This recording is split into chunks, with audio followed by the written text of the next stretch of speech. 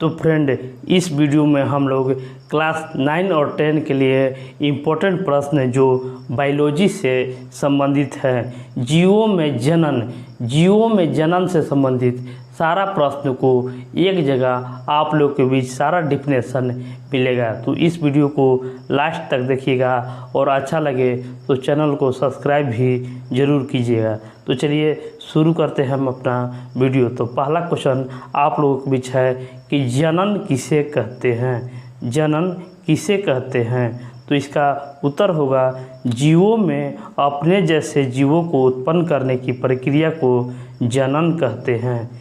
जनन प्रक्रिया पर वृद्धि, परिपक्वता और पर्यावरण का कारक प्रभाव पड़ता है। तो नेक्स्ट प्रश्न है अलैंगिक जनन। अलैंगिक जनन किसे कहते हैं? तो अलैंगिक जनन में संतति केवल एक ही जनक से पैदा होती है, जैसे स्पंजों और हाइड्रा में पाया जाता है।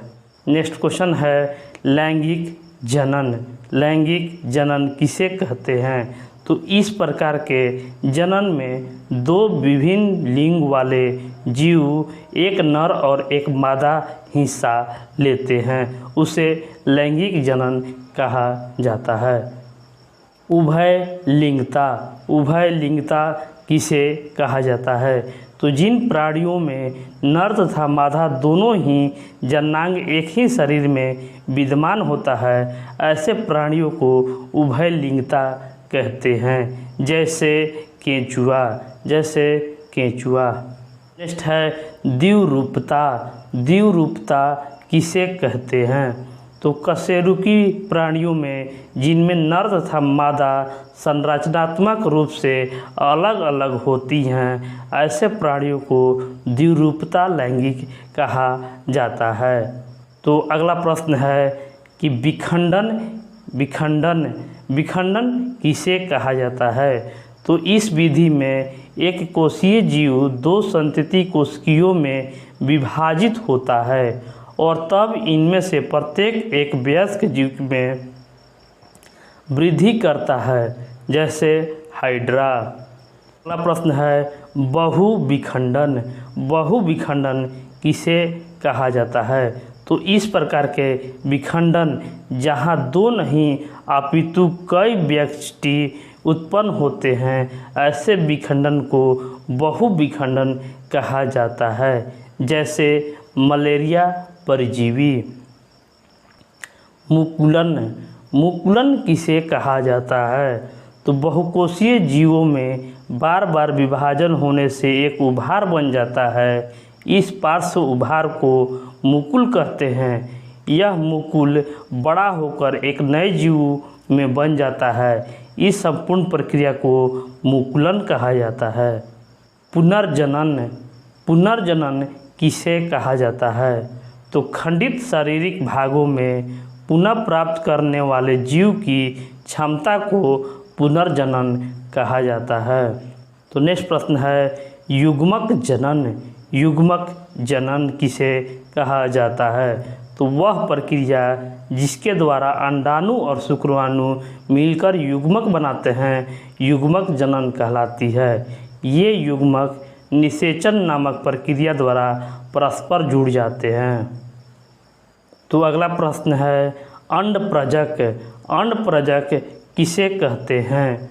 तो जिन जंतुओं में बाह्य परिवर्धन होता है, उससे अंडप्रजक कहते हैं, जैसे कीट, मछलियाँ।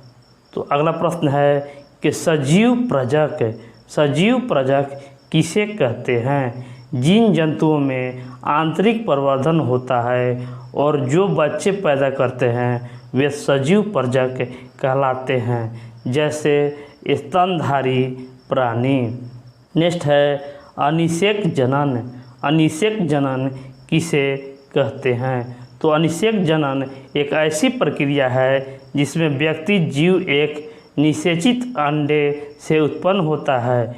कुछ कीटों में शुक्राणुओं द्वारा निषेचित न होने से अंडाणुओं से नर उत्पन्न होते हैं, जो अगुणित होते हैं। स्पोर किसे कहा जाता है? तो बहुखंडन के मामले में प्रत्येक संतति कोशिका को स्पोर कहते हैं। प्रश्न है कायिक जनन। कायिक जनन किसे कहते हैं?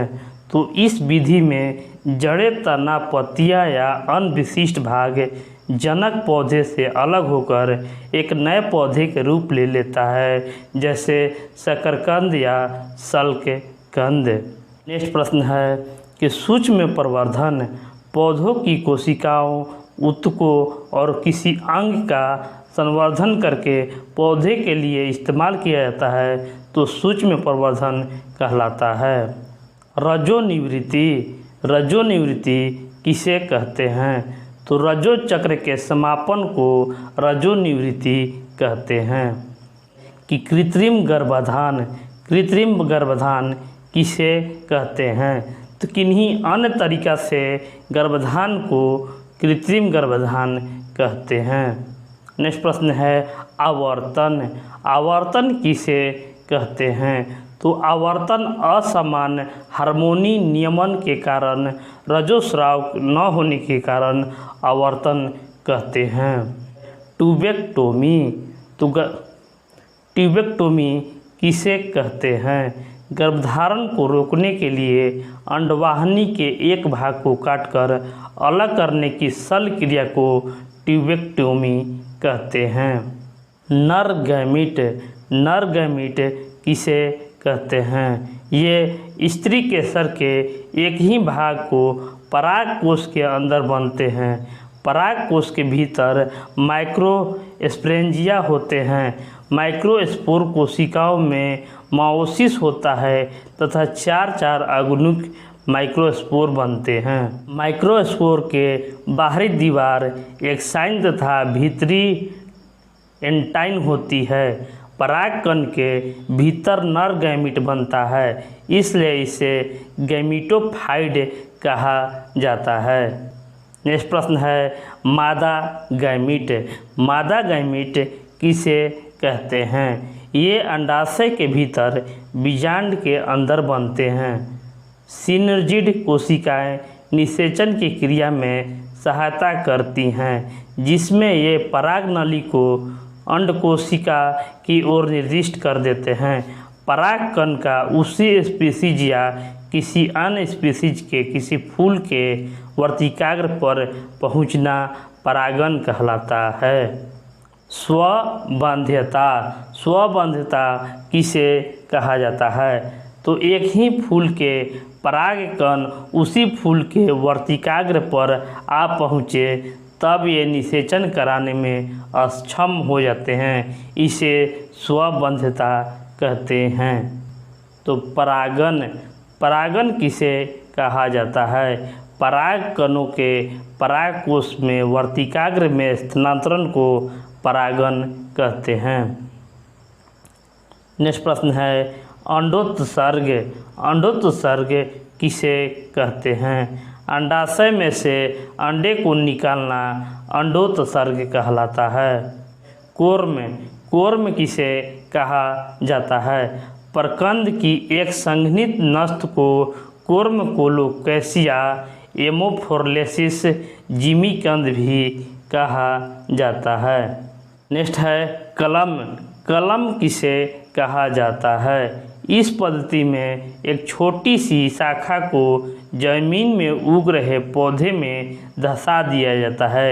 जमीन से उगा हुआ पौधा एक स्टॉक के रूप में कार्य करता है और रोगों के लिए प्रतिरोधी होता है। इस स्टॉक को ही कलम या स्क्वीन या ग्राफ्ट भी कहा जाता है। कैलस। कैलस किसे कहते हैं? तो सूक्ष्म प्रवर्धन तकनीकी में किसी पौधे में से ऊतक का एक छोटा सा टुकड़ा अंग अथवा एक एकल कोशिका निकालकर उसे पोषक माध्यम से भरे एक निर्जलीकृत पात्र में रख दिया जाता है। ऊतक बहुत तीव्रता के साथ वृद्धि करके एक असंगठित संवृत्ति बना देता है, जिसे कैलस कहते हैं। निषेचन वह प्रक्रिया जब शुक्राणु तथा अंडे की कोशिकाओं का उसके केंद्रकों को सहित समेकन होकर युग्मनज बनाता है, उसे निषेचन कहते हैं। आगे है विदलन। विदलन किसे कहते हैं? तो ऐसी प्रक्रिया जब युग्मनज के बार बार कोशिकाओं का विभाजन होकर बहुसंख्यक सभाजन कोशिकाएं बनाती है। नेक्स्ट प्रश्न है कशेरुकी जनन प्रक्रिया। कशेरुकी जनन प्रक्रिया किसे कहते हैं? तो इसका उत्तर होगा कशेरुकी प्राणी केवल लैंगिक रूप में ही जनन कर सकते हैं। कशेरुकी प्राणियों में लैंगिक द्विरूपता है। युग्मक एक प्रक्रिया द्वारा बनते हैं जिसे युग्मक जनन कहते हैं। नर के वृषण में होने वाले शुक्राणु जनन से शुक्राणु बनते हैं और मादा के अंडाशय में होने वाले अंड जनन से अंडाणु बनते हैं। युग्मक शुक्राणु और अंडाणु निषेचन नामक प्रक्रिया द्वारा परस्पर जुड़ जाते हैं। यह कार्य मैथुन के द्वारा होता है। सजीव प्रजक। सजीव प्रजक किसे कहते हैं? तो ऐसे जंतु जिनमें आंतरिक निषेचन होता है और जिनमें बच्चे पैदा होते हैं सजीव प्रजक कहते हैं, जैसे स्तनधारी प्राणी। अंड प्रजक। अंड प्रजक किसे कहते हैं? जिन जंतुओं में बाह्य निषेचन होता है और जो जंतु अंडे देते हैं अंड प्रजक कहलाते हैं, जैसे कीट, मछलियाँ। गुप्त वृषणता। गुप्त वृषणता किसे कहते हैं? तो वृषणों और वृषण कोश में न उतरने के कारण बाध्यता आ जाती है, क्योंकि उदरीय गुहा के उच्चतर तापमान पर शुक्राणु जनन की प्रक्रिया नहीं हो पाती। इस स्थिति को गुप्त विषमता कहते हैं। शीशन। शीशन किसे कहते हैं? शीशन नर का बाह्य जनन अंग होता है। शीशन का शीर्ष अत्यधिक संवेदनशील होता है। मैथुन के समय वीर्य इसमें से निकलता है। प्रोस्टेट ग्रंथि। प्रोस्टेट ग्रंथि किसे कहते हैं? तो प्रोस्टेट ग्रंथि एक क्षारीय स्राव छोड़ती है जो शुक्राणु के पोषण प्रदान करता है और मूत्र की अम्लता को उदासीन कर देता है। वार्थोलिन ग्रंथियाँ। वार्थोलिन ग्रंथियाँ किसे कहते हैं? तो वार्थोलिन ग्रंथियाँ मैथुन और प्रसव के समय श्लेष्मा का स्राव करती है ताकि योनि मादा जननांग चिकनी बनी रहे। स्वपरागन। स्वपरागन किसे कहते हैं? तो किसी पुष्प के परागकोश से उसी पुष्प के अथवा पौधे के अन्य पुष्प के वर्तिकाग्र तक पराग कणों की स्थानांतरण को स्वपरागन कहलाता है। परपरागन। परपरागन किसे कहते हैं? एक पुष्प के परागकोश से उसी जाति के दूसरे पौधे के पुष्प के वर्तिकाग्र पर पराग कणों का स्थानांतरण को परागकण कहलाता है। परागनलिका। परागनलिका किसे कहते हैं? तो पौधे में परागन के बाद निषेचन की क्रिया होती है। जब परागकण वर्तिकाग्र पर एकत्रित हो जाता है तब उसका अंकुरण उनका अंकुरण हो तो और उनमें से एक नली जो वर्तिका में प्रवेश करती है परागनलिका कहते हैं। युग्मक संलयन। युग्मक संलयन किसे कहते हैं? मादा तथा नर युग्मक को संलयक युग्मक संलयन कहलाता है और इसे युग्मनज बनता है। त्रिसंलयन। त्रिसंलयन किसे कहा जाता है? तो इस संलयन की क्रिया में 3 केंद्रक होते हैं, एक युग्मक तथा 2 ध्रुवीय केंद्रक। अतः प्रत्येक भ्रूण कोश में 2 संलयन युग्मक संलयन तथा त्रिसंलयन होने से क्रिया विधि को दोहरे निषेचन भी कहते हैं। वृषण कोश। वृषण कोश किसे कहा जाता है। वृषण उदर गुहा के बाहर छोटे आशयनुमा मांसल संरचना में रहते हैं जिसे वृषण कोश कहते हैं। नेक्स्ट प्रश्न है शुक्रवाहिनी। शुक्रवाहिनी किसे कहा जाता है? तो उत्तर होगा पुरुषों के संपूर्ण जनन काल में वृषण से शुक्राणु उत्पन्न होते रहते हैं। दोनों वृषणों में एक लंबी नली निकलती है जिसे शुक्रवाहिनी भी कहते हैं। मूत्र मार्ग। मूत्र मार्ग किसे कहते हैं? तो यह मूत्राशय से आने वाली नली से जुड़कर एक उभय नली बनाती है जिसे मूत्र मार्ग कहते हैं। डिंबवाहिनी नली। डिंबवाहिनी नली किसे कहते हैं? तो अंडाशय के पश्च भाग के समीप एक कीप के समान संरचना होती है जो आगे जाकर लंबी कुंडलित नलिका बनाती है जिसे डिंबवाहिनी कहते हैं। ऋतुस्राव रंजोधर्म। ऋतुस्राव रंजोधर्म किसे कहते हैं? तो स्त्रियों में निषेचन न होने की अवस्था में गर्भाशय की आंतरिक मोटी भित्ति रक्त वाहिनियों में साथ टूटकर रक्त स्राव के रूप में योनि मार्ग से बाहर आती है। इस प्रक्रिया को ऋतुस्राव रंजोधर्म कहते हैं। आवर्त चक्र।